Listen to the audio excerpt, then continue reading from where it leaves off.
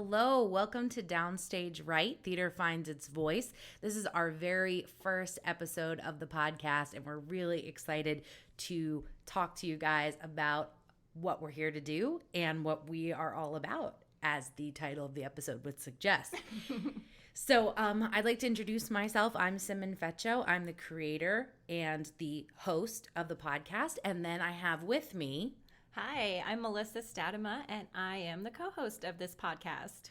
We are beyond excited to get this thing out there. We've been working very hard, and we really are looking forward to being able to share it with everyone. What we're going to talk about today a little bit is just a basic overview, kind of give you a sense of the background of Downstage Right, where the idea came from, why we chose podcasts as our medium, stuff like that, what our mission is, then kind of take some time to dive deeper into who we are as people and give you some background on what we like and how we came to be interested in theater and how we came to know each other and all of those pieces, because it's nice when you have a little background on your hosts. And then at the end, we'll give you some more information on the episodes that are part of this 4-episode launch and, you know, give you some deets on that and tell you again where you can find us and how often we'll be available to you. So we cannot wait to bring you along for this ride.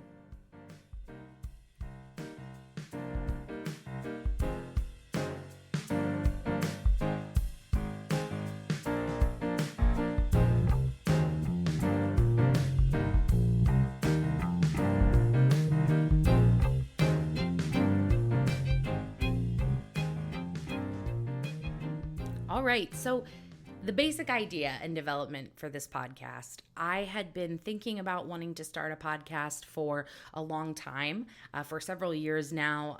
When I found podcasts, I just really loved them and thought they were really, really great. And I had first thought about starting a blog because I have some creative writing background and I've always been a creative writer, but blogs are a wonderful medium, but they tend to be just a lot more challenging, less interactive, a little bit more individualistic. And I really wanted to have an opportunity to engage with a lot more people. Not that you can't do that on a blog. It just, in podcast, the whole point is having conversations with people and pulling people in, and that idea really spoke to me. Just much more interactive. Yes, exactly. And I really liked that element of it. And I also felt like theater in its sort of natural way is very much a immediate type of experience. And there's something about a podcast that even though it's pre-recorded and even though you're listening to it later, it feels very natural and very immediate. And I really thought that was a good fit for something about theater and being able to talk about it. In terms of our mission, we really have 4 elements to our mission. We wanted to connect a community of artists and patrons who are dedicated to preserving and seeing the performing arts evolve. We also really wanted to collaborate with theaters, performers, audiences, and community leaders to encourage investment in and help instill the importance of the performing arts within every community, because it's important to have it everywhere so that you can build future successful actors and directors and all of those folks who build the great professional work that we all love. We also wanted to champion the amateur performer and community theater organizations as well as the professional performance community. We also wanted to inspire our community of listeners with different engaging topics, high quality interviews, performances, and just overall the infectious joy that comes from being involved in the performing arts. Our target audience is really anyone. We really are looking for anyone who's, involved in theater, interested in theater, patrons. You don't have to have ever been in a show or been on stage. If you just have an interest in theater, this is a great gateway. And if you've been a theater lover your life long, this is also a great opportunity for you to engage with that part of yourself. In terms of our content, our original plan was to feature 2 episodes a month, where one would focus more on a topic that was popular in theater, whether at the professional level or the community theater level, and investigate that topic. And then another episode in that month, which would focus on a particular production going on in our area, which is the Charlotte metro region. However, because of COVID-19, we obviously don't have a lot of productions going on. Things are starting to work their way back to having productions and seeing some things being done, but it's still much more limited and kind of on the rocks and not sure if it'll definitely happen. So our fingers are crossed that it will. But in the meantime, while there's not very many, if any, productions going on, we just decided to kind of riff and focus our attentions on topics only. So for now, we'll kind of follow that model. And then in the future, we hope that folks will be back in theaters again and able to host different folks on the podcast who are putting on productions in the area. In terms of episode frequency, we will be putting out an episode every other Monday, starting on Monday, August 10th. So after that, every other Monday, you can expect a new episode from us, and you can find us on Apple Podcasts. Now that we've taken more of a dive into what the podcast is all about, now we're going to spend some time getting to know each other and helping to share who we are with you.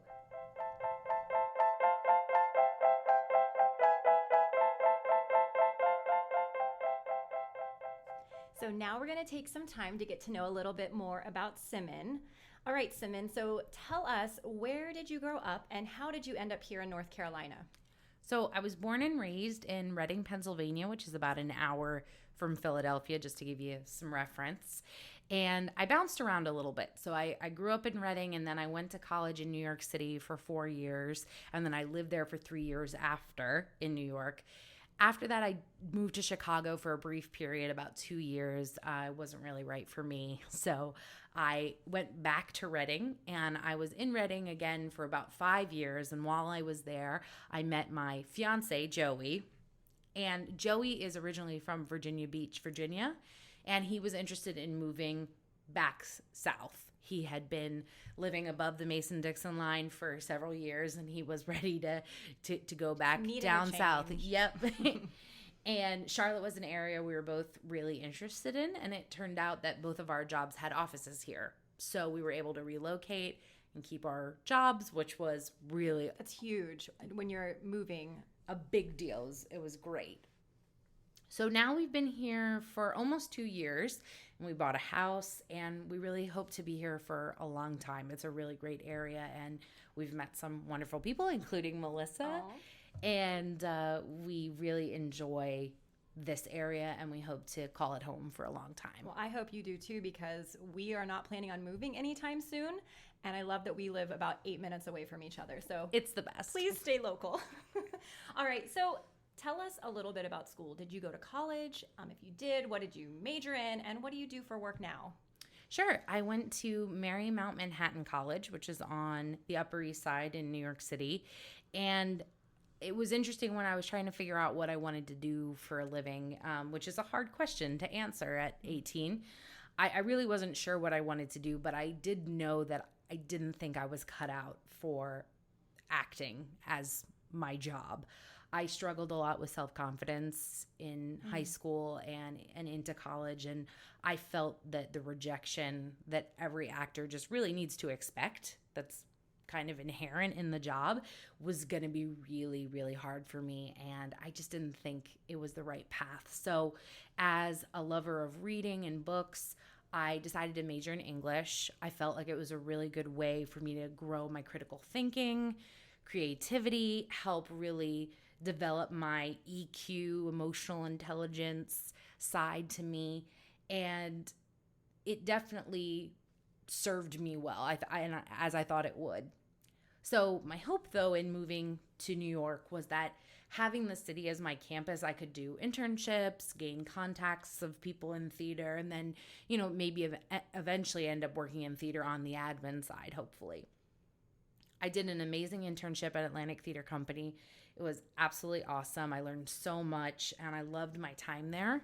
I was actually up for a job there at the end of my internship that would have had me, if I had received the job, I would have had to leave school. I wouldn't have been able to finish my degree.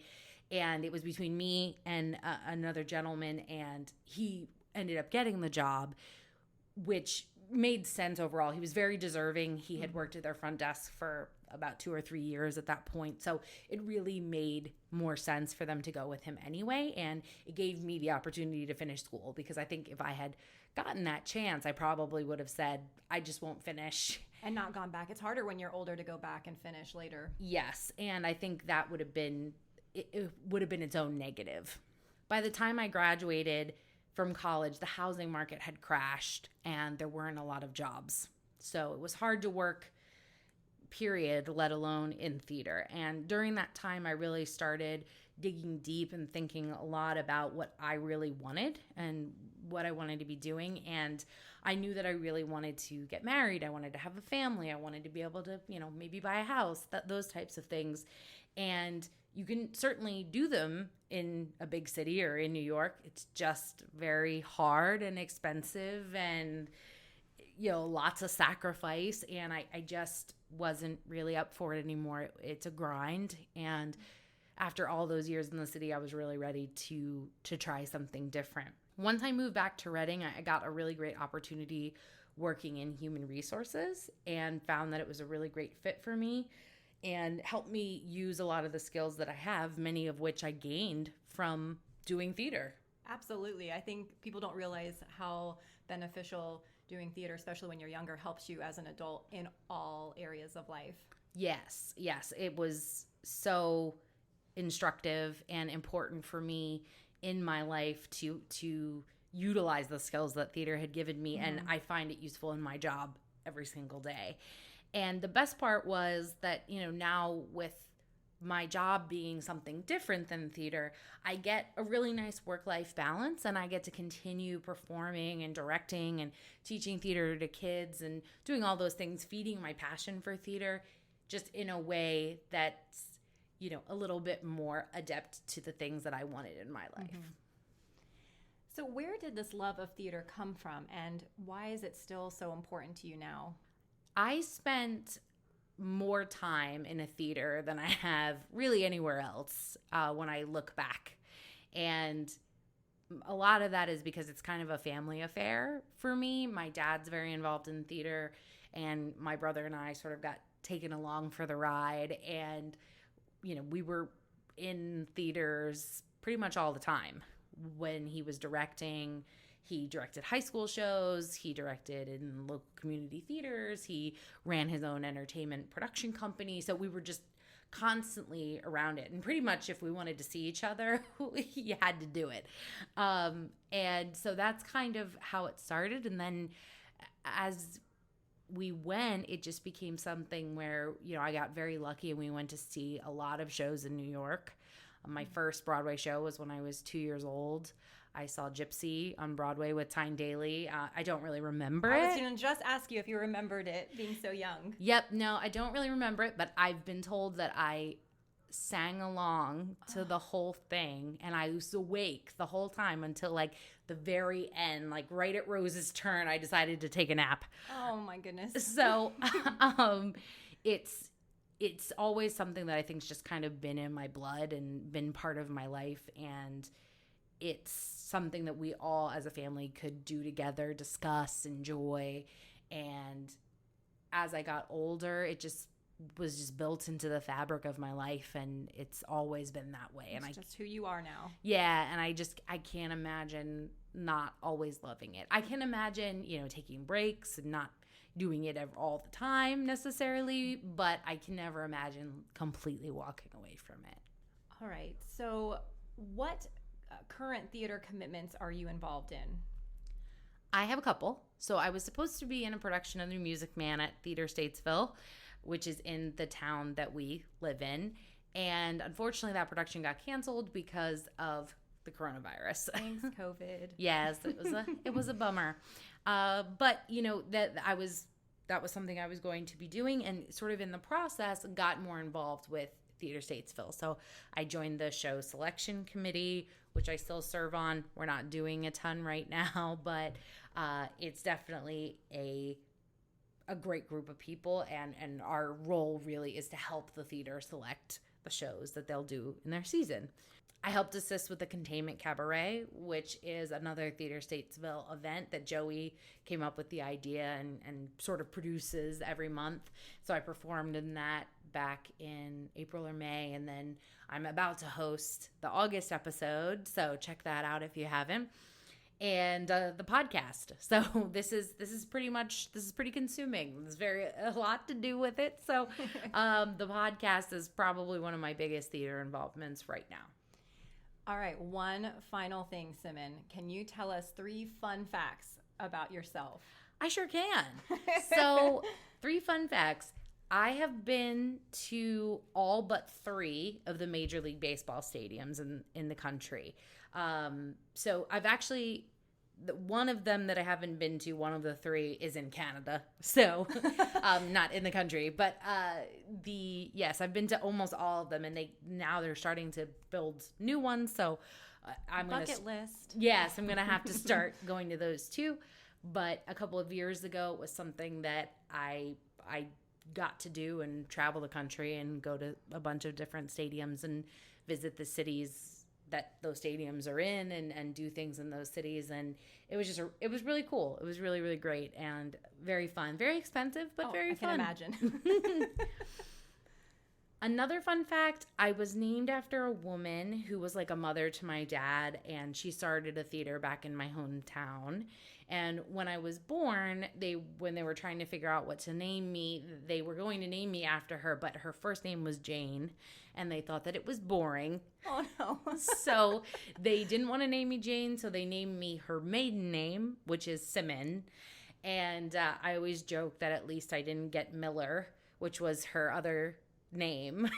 I love Simmon. I don't know any other Simmons, so you are 100% like one of a kind. Well, thank you. Yes, it's definitely a conversation starter with people, and you get called the wrong thing a lot, like Cinnamon and Simon, yes. And I think it's one of the first things we spoke to each other about. I asked her what her name was, and she said Simmon, like the mattress company.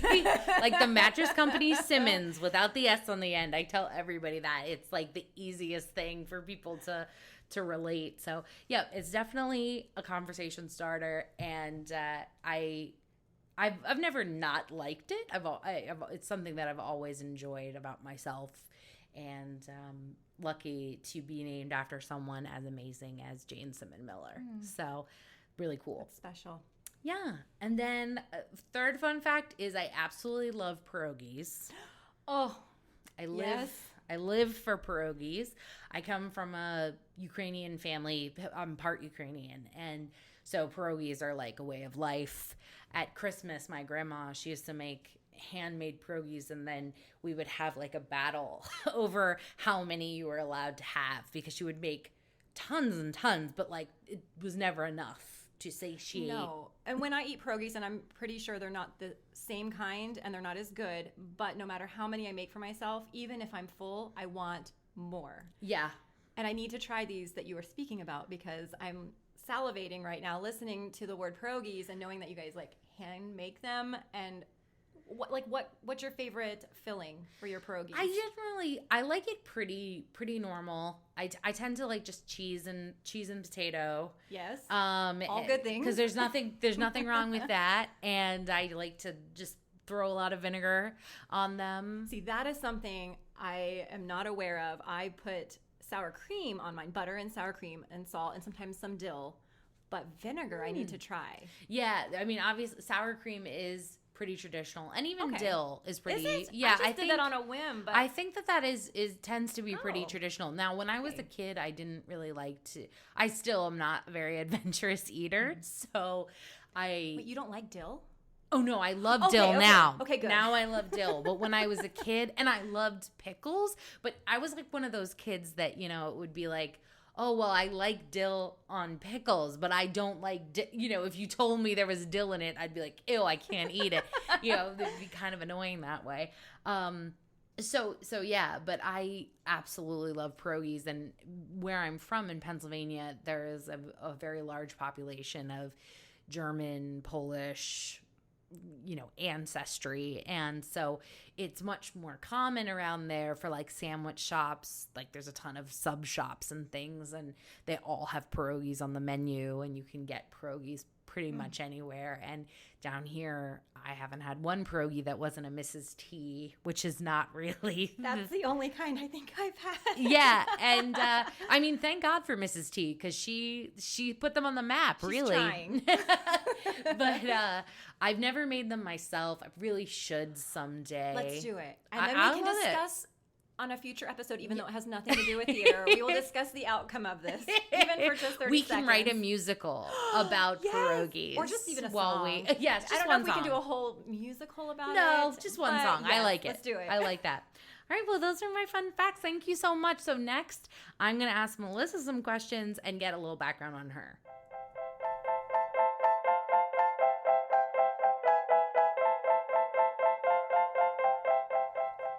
All right, so now we're going to get to know Melissa a little bit better. So, Melissa, where are you from originally, and how did you end up here in North Carolina? Well, I was born and raised in Central Florida, so the Orlando area, and I lived in Florida for a total of 27 years. But at age 19, I moved to Pennsylvania, which I didn't know Simmon at the time, or we could have hung out. But I moved there to work for a theater company called Sight and Sound Theaters, which is where I ended up meeting my now husband. This was a very long time, actually almost 20 years ago. September 11th will be 20 years. Yay! So after 1 year living there, I ended up moving back to Florida, but this time I moved to Lake Worth, Florida. I wanted to finish school. I thought that was really important. And so I moved, and eventually my boyfriend at the time, Lauren, he followed me down and got a place nearby, and I finished school. While I was finishing school, we ended up getting engaged and got married. And after I graduated, we had a baby girl named Grace. And then a year and a half later, we decided to move across the country all the way to Washington State, which is where my husband is from. We wanted to spend some time near his family because my family lived in Florida. So we had been around my family for a very long time, and we wanted a little bit of a change. And his mom had Alzheimer's, so we wanted to move back and move near his dad so we could help take care of her for a few years. And then after 7 years of living in Washington State, my husband, his job at the time, moved us to North Carolina. So we got to move for free, which was very nice. And it was kind of centrally located around where some of my family was. I have family in Florida, Tennessee, Indiana. And we wanted to be closer, again, to my family. We missed all the holidays with them and just getting to celebrate birthdays and, you know, all the fun stuff you do together as a family. So it was time to move back and get to be near everybody again.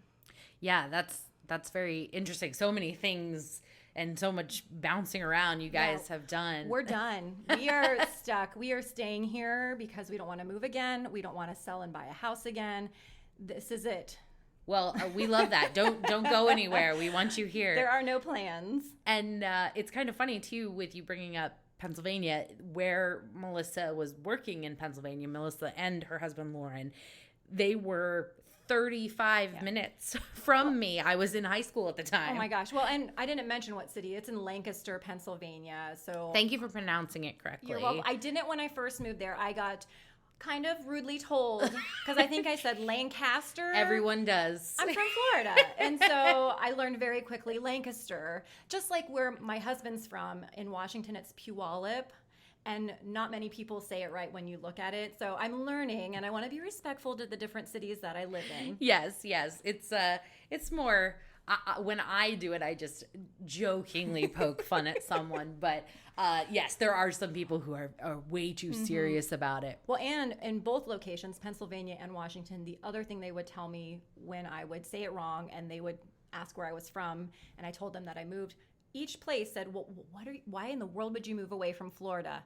I'm like, you've never lived there, have you? Nope.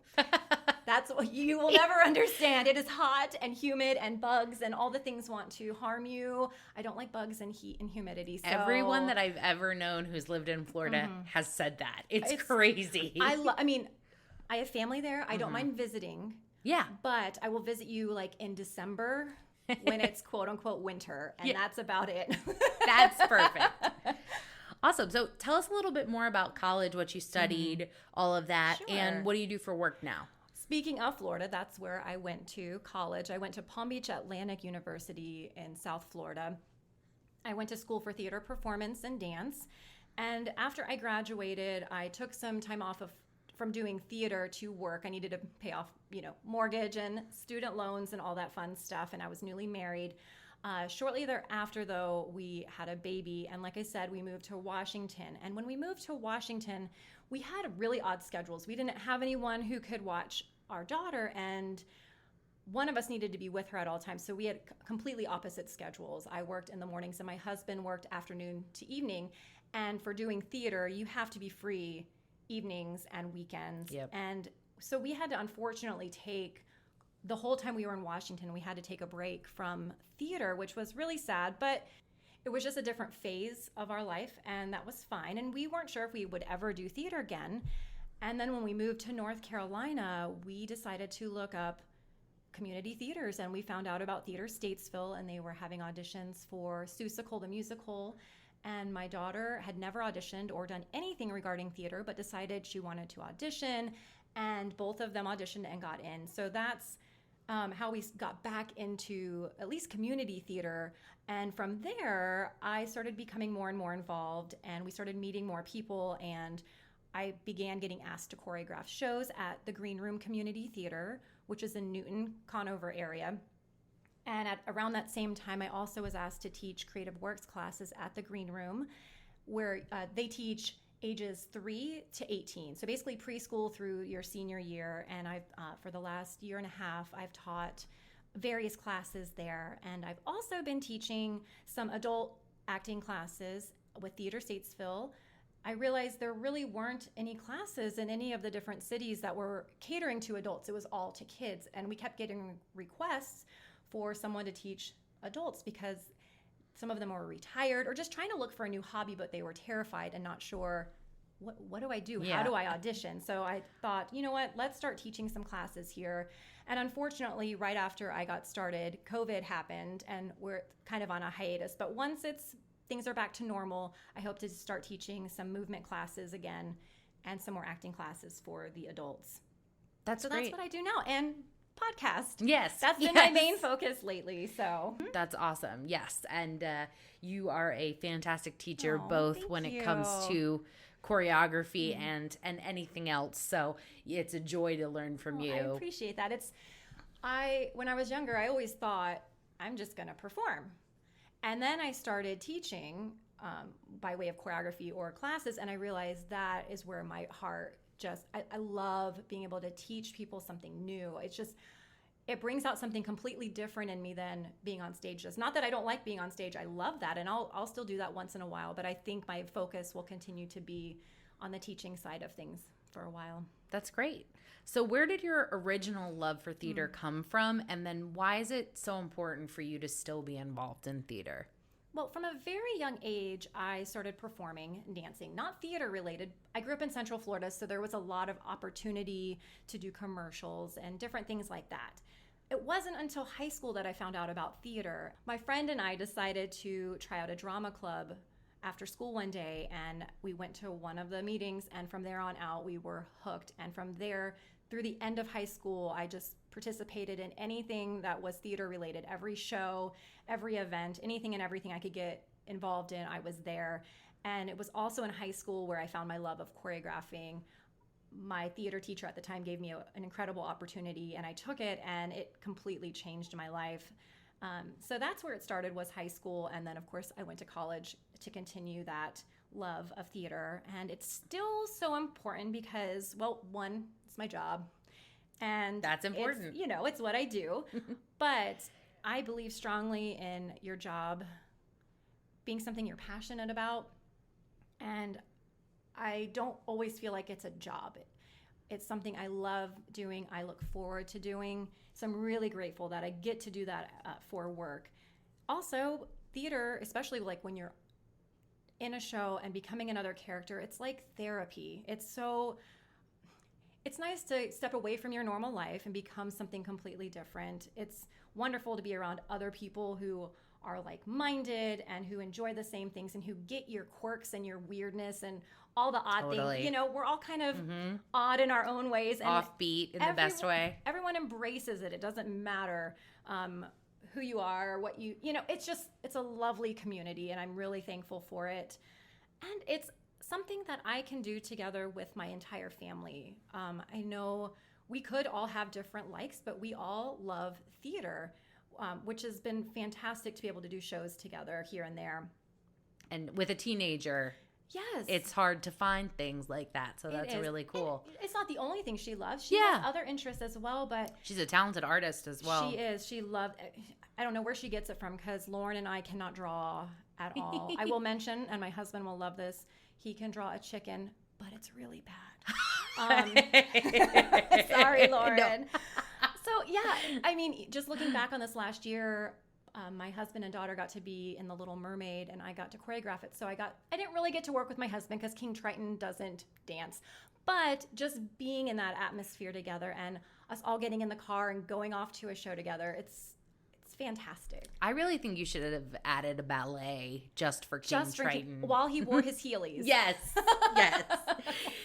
He also sported a delightful glitter beard. Yes. Oh, speaking of, I was cleaning out my pantry today, and in my snack container for my daughter, we all have little snack containers that hold each of our snacks. There was still blue King Triton glitter in our pantry. I don't even know how it got in there, but I will always find it. I think for the rest of my life, it's not going away. It'll follow you everywhere. Thank you, David Townsend. I love that. So when I came to you with this crazy idea, and I was like, oh, hey, you don't really know me that well. We did one show together. I just moved here. I'm very random. Would you like to host a podcast with me? What were you thinking, and what was your reason for wanting to go on this journey? So, funny story, when Simmon contacted me about meeting with her about a podcast, I thought she was going to ask me to be on one episode of her podcast. So she came over and was so beautifully prepared. I was like drooling because she had this printout, and it was, I mean, she laid out everything that I could have ever had questions about. It was on this packet. And I was blown away that she asked me to co-host. I was not expecting it. And she told me to take some time to think about it, but they left. And I think within 5 minutes, I was like, oh yeah, why would I not do this? Yes, it's terrifying and scary because, as you'll probably find out, I'm kind of weird and awkward, and I have this fear of never saying the right thing and sounding ridiculous. But what an incredible opportunity. And we both love theater. We both have different backgrounds.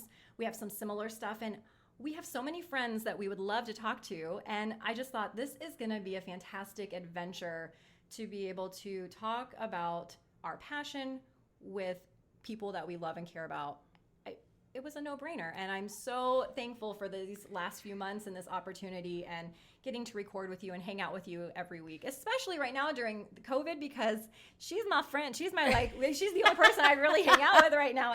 We can only see each other, unfortunately. No, fortunately, we can only see each other. Oh, but it's been so nice to be able to come over and just talk about the things that we love. So yes, it was scary, but I could not imagine saying no to this. So thank you for asking me. This has been so much fun and something I never in a million years thought I would ever do in my lifetime. Well, you're so welcome, and it's been super fun, and I'm so glad you said yes. Yay! And I think I really relate to, we've talked about this many times, but I'm also always sort of coming from a place of being terrified of making a mistake. So we're both in that boat together, and I think it's a good boat to be in. Yes. And we'll just learn and grow, and our listeners out there will just come along for the ride, and it'll be very human and very real. Well, and I hope that people can, when they listen, if we do sound weird or make mistakes, they can go, oh hey, another person just like me. Yes. See if they can do it, I can do it. Yes. So have hope.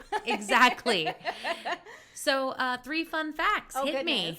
Well, game nights are one of my favorite things, especially with friends, which we still need to schedule our game night. Heck yeah. I love that. I'm not a fan of like massive like gatherings and stuff, but getting together with like a couple people and having a game night, that is one of my like top things you could have me do with you. Yeah, love it. I don't know. I'm trying to think of a favorite game, but I have way too many. I don't know. Do you have a favorite game? No, it's hard. I'm the same way. I have a lot that I like. And it just depends on my mood, too. I will say I like Taboo a lot. I have not. I think we have it, but we have not played that in a few years. I'm not very good at like winning games. Me neither. Except for Taboo. Oh, so you're good at that. So I'm good. That is so I think that's why I tend to like it a lot, because I'm like, yes, I can win this one. Ooh. Now, are you super competitive? I'm not. Like, I will cheer you on if you win. Like, should I be scared playing a game with you in the future? Okay, no. I'm not competitive in like an angry, take it very personal type of way. Yeah. It's just I was making you listeners out there couldn't see this, but I was making sort of a weird face.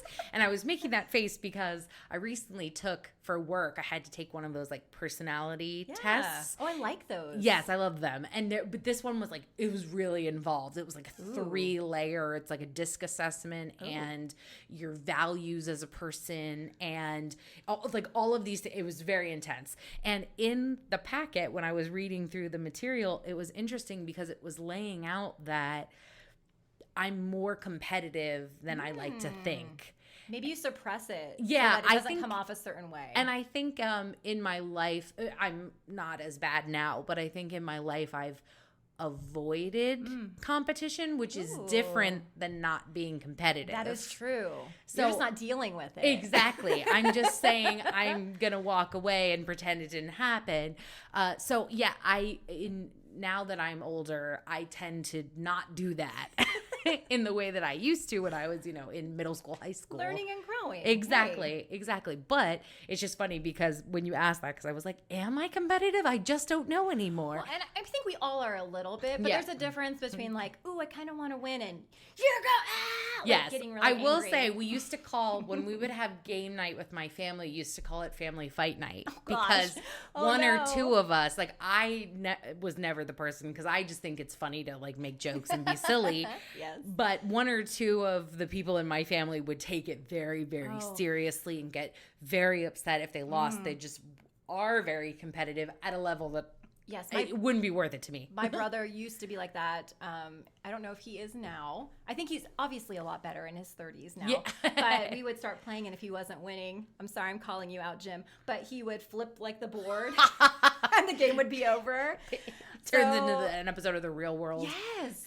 But he doesn't do that now. Good. At least not the flipping of the board. I know. Thank you, Jim. So another fun fact, I love adventuring with my family. So taking day trips. Like, we used to love to just drive to a new city, get out, explore, find a fun place to eat that we didn't know about, new stores. We love doing anything in nature. So hiking, biking, anything with water, kayaking. Sadly, most of those, not most of those, but like the kayaking and stuff, we usually go to Lake Norman State Park. All of that's been closed the whole summer. So we didn't get to do those kind of activities, but we've been doing a lot of like trail walks and hikes right now. But yeah, we love any kind of adventuring together as a family. And my third fun fact would have to be, I was going to say I'm really good at escape rooms. Mind you, I've only done 2, but I was really good at it, and I want to do more.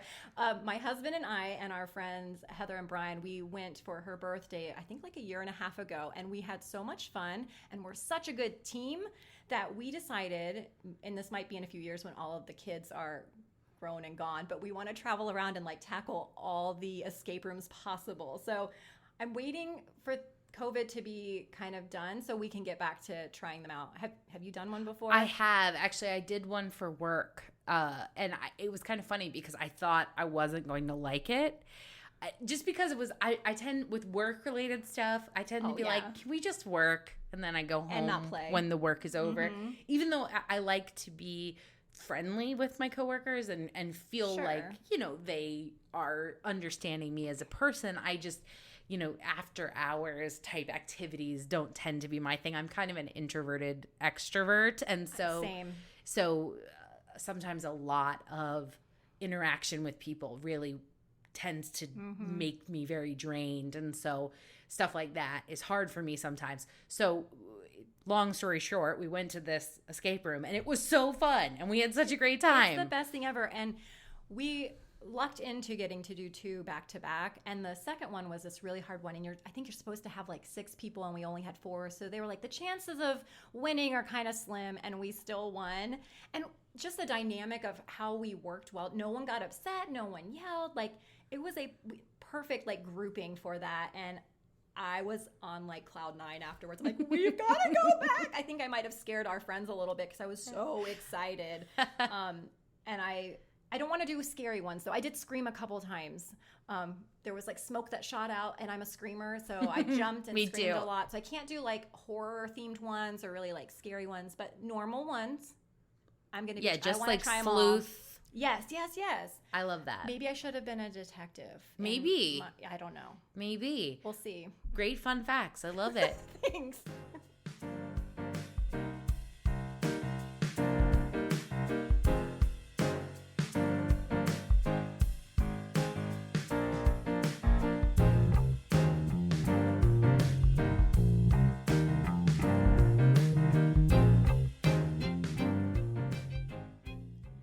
So it was really fun sharing a bit about ourselves with you guys. We look forward to sharing more and more about ourselves with you as we go and as we host awesome guests. Speaking of awesome guests and future episodes, we have 3 other episodes that are part of this launch. So episode 2 was Creativity in the Coronavirus, and that's all about how performers have been trying to make the most out of this dynamic and challenging COVID-19 situation. And we have 2 really great guests on who share with us some of what they've been doing and their thought process and how they've been dealing with COVID-19. It was really, really fun to talk with them, and we're excited to have you listen to that and hear what that's all about.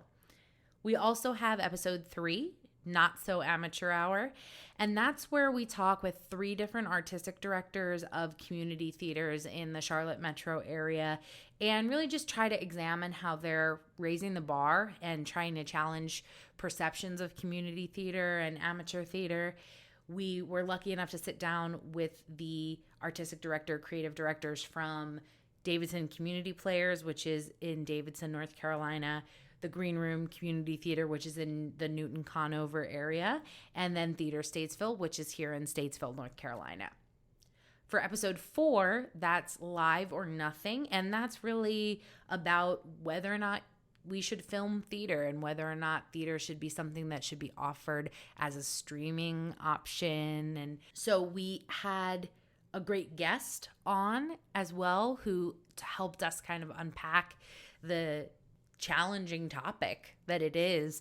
And it's been something that's being talked about a lot more now because of COVID and because of not being able to open theaters up and Broadway being closed and all of these things. And in the process, there's been communications about different services that are available to be able to stream a show that you're doing and have the rights for that. So it's a really, really interesting topic, especially right now, and really excited for you guys to listen to that one. So those are the other 3 episodes that are part of our launch for today.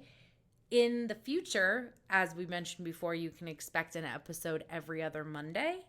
And our episode 5 will air on 8/24, and that's going to be an arts education panel. So we'll talk through that a little bit more and give you some more info on that on our other episodes. So thank you so much for coming along with us on this ride. It's been really cool to get to share about Downstage Right as a podcast and what we're trying to do, as well as give you some background on who we are as people. If you want more info about us, you can check out our website and blog at dsrpodcast.wix.com/downstage right. Or you can follow us on social media. That's probably the best place for updates and information. On Instagram, we are at Downstage Right. And on Facebook, we are at Downstage Right Podcast. So thank you again. Follow us on those portals, and we'll see you next time.